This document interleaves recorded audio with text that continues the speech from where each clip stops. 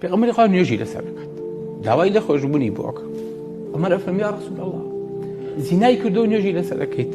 فەرمی والله لقد تابت توبة لو قسمت على 70 من أهل المدينة لوسعتهم. والله توبەیەکی کردووە مافرەتم ئەگەر بەسەر 70 دانە لەناو ئەهلی مەدینەیەدا بەشێکی بەشیان دەکات، بەشی 70 تەوبە ئەکات، 70 کەسەکان کە تۆبەی کردن. پێغەمبەری خوا ناو سەحابەکانە دانیشتووە، هەموو سەحابە گەورەکان دانیشتون، ئافرەتی خۆی کا بە ژوورە، کەس نازانێ ئیشی چییە. بەرامبەر پێغەمبەری خوا صلی الله علیه و سلم پێشەوە ئەوەستێ لەو مەیسەرەیە فەرمی یا رسول الله قد أصبت حدا فطهرني. ئەی پێغەمبەری خوا تاوانێکم کردووە پاکم کەرەوە.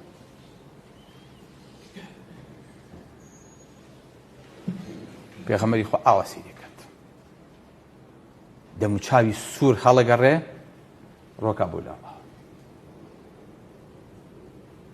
ئەفرەتەکان چێتە بەردەمی،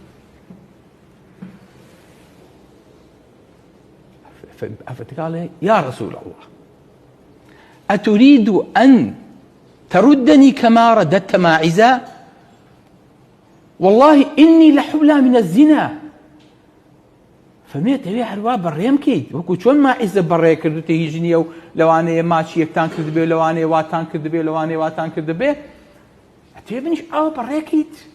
والله إني لحبلى، والله من حملم هي لزنا.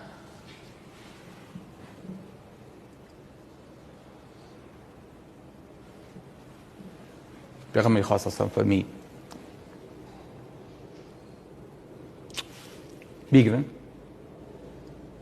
بیکوژن، ڕەجمیکەن، ئەبچن چاڵەی تەنیشتی مزگەوت ئەوەی لە بەقیع و نزیکە بیشی بیخەنە قەبرێکەوە، قەبرەکەشی ئەوێ بێنە.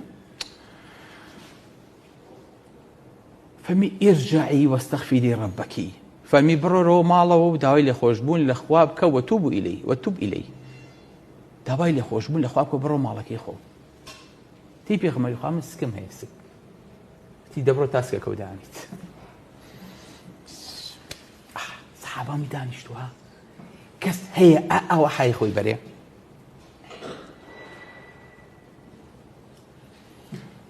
دوای 9 مانگ هاتەوە ئافرەتەکە، یان دوای چەند مانگێک کە حەملەکەی تەواو بوو هاتەوە، مناڵێکی بە باوشەوە بوو. تی پێغەمبەری خوا ئەوە مناڵەکەم و فەتاهرنی. پێغەمبەری خوا هەر ئەینێرە توێ بیری چێتەوە، فەرمێ بڕۆ هەتا شی لێ دەیتێ.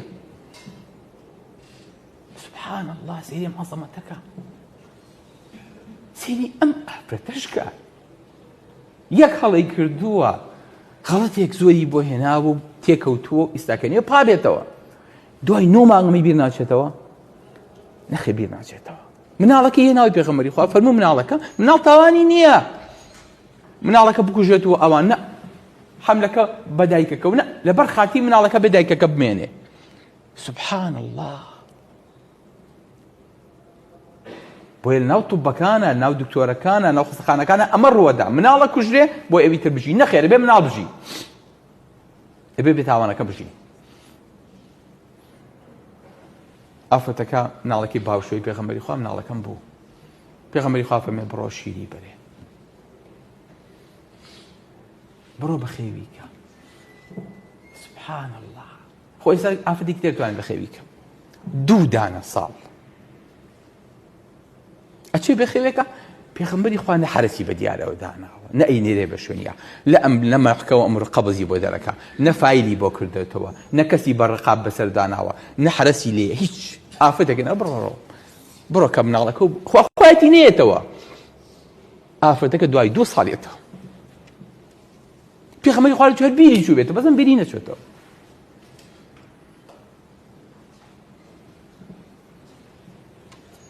نانێکی پێیە یان تێدەست مناڵەکەی بڵێ ئەی پێغەمبەری خوا مناڵەکەم نانەخوا ئێستا، پێویستی بەم نییە، پاکم کەرەوە.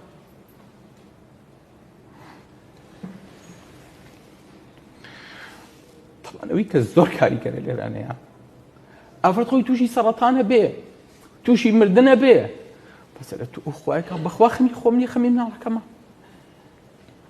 ئەو مناڵم دێ خۆم بەجێ من والله هەمووی کە ئەیری کسێکم دەی بۆ مناڵەکە یەکری ئێستا ئەم مناڵەتۆ مناڵەکەی بەجێ ئەهێڵێ 2 ساڵە بە باوشە و شیری ئەیاتێ سۆز و عاتفەی بۆ دروست بووە هەی پێغەمبەری خوا پاکم کەرەوە مناڵەکەم مناڵەکەی بە ڕێز و حورمەتەوە ئەدێ بە پیاوێکی ئەم ساڵە پێغەمبەری خوام بەخێوێک تەواو پێیسی بە شیری دایک و بۆ نەمام نەی بە ماڵی کەس لە مجتەمەعی ئیسلامیان ناوی ئەم کوڕازانێ خەڵک بە چاوێ سەیری کا بڵێ مناڵی سۆڵە کەس ناوێزانێ لەوانەیە کە لە کەڵەپیا و یەکێک لە شەهیدەکان و یەکێک لە گەورە مێژووەکانی ئێمە ئەو درستی کرد بێ بەڵام مجتەمە بە چاوی سووک سەیری ناکە کە چاڵی بۆ هەڵەکەن و ئەی خەنە چاڵەوە خالید بردێکی پیاکێژێ خوێن فیشقاکە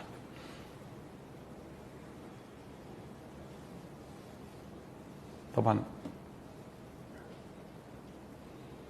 خالد جوێنی پێ قسەی پێڵێ پێغەمبەری خوا فەرمووی مەحیا خالد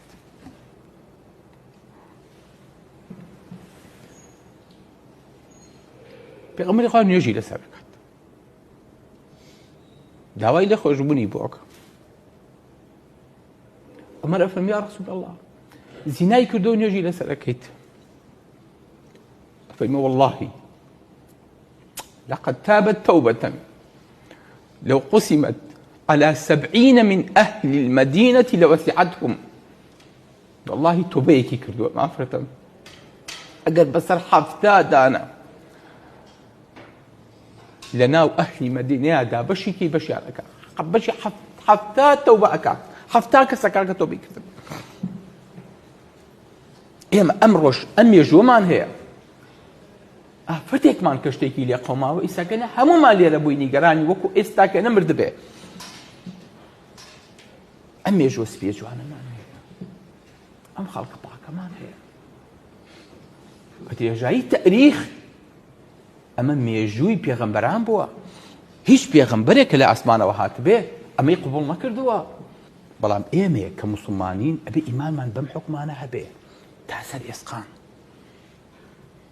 هەر کەسێ ئیمانی بەڕەجم نەبێ ئەبێ لە ئیمانی خۆی بترسێ ڕەجمیش بۆ ئەمە دانراوە تەنها بۆ ئەوەی کە خەڵکی ڕەدع بێ بۆ چونکە خەڵک حەزی لە چێژی زیناکەیە حەزی کۆبوونەوەکەیە لەبەرەوەی ئیسلام لاشەی ئازارەیە بۆ ئەوەی کە بیل لەو نەکاتەوە ئینجا وەلیەشهد عەذابەهما طائفة من المؤمنین کەسی نەچێ بەدزیەوە بیکا نا دەبێت چاوی خەڵک بێ بۆی خەڵک بڵێ کورە میش ئەگەر ئاوا بکەم ئاوام لێ یەکەنم بەخوا نایکەم بە حای خۆمەوە دانیش باشە نەک حای خۆمەوە ئەچم پارەیە کۆکەمەوە ماڵێکی پێ بنیاتە نێم زەواجەکەم بۆ ئەچم لە پەنجەرەوە بچمە ماڵەوە ئەی بۆ لە دەرگاکەوە داخڵم بەڵێ خۆشەویستەکانم هیوادارم ئینشاءڵڵا بتوانین مامەڵەیەکی دروستکەین لە کۆمەڵگەی خۆمانە کۆمەڵگەیەکی پاکش دروستکەین و ئەوانەی کە بەنا پاکژیش دێنە لای ئێمە پاکژیان کەینەوە و نەسیحەتیان کەین و مشکلەکانیان بۆ حەڵکەین بەڵام مشکلەی کەس لەسەر حسابی کەسی تر